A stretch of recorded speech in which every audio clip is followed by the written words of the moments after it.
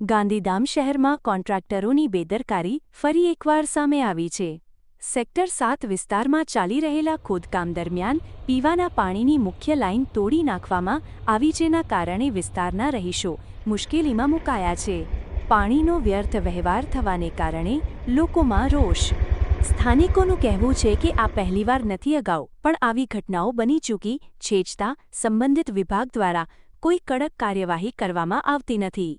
સતત બેદરકારી છતાં જવાબદાર લોકો સામે પગલાં ન લેવાતા કોન્ટ્રાક્ટરો બેફામ બની ગયા હોવાનું લોકોમાં ચર્ચાઈ રહ્યું છે। વારંવાર લાઈનો તૂટવાના બનાવો માત્ર પાણીનો બગાડ જ નથી કરતા, પરંતુ સામાન્ય નાગરિકોને પીવાના પાણી માટે હેરાનગતિ ભોગવવી પડે છે। લોકોમાં પ્રશ્ન ઉઠી રહ્યો છે કે શું માત્ર દેખાવ માટે જ કાર્યવાહી થાય છે કે ખરેખર જવાબદારો સામે કડક પગલાં લેવામાં આવશે? હવે જોવાનું રહ્યું કે સેક્ટર 7ની આ ઘટના બાદ તંત્ર જાગશે કે ફરી એકવાર માત્ર કાગળ પરની કાર્યવાહીથી મામલો સમેટાઈ જશે।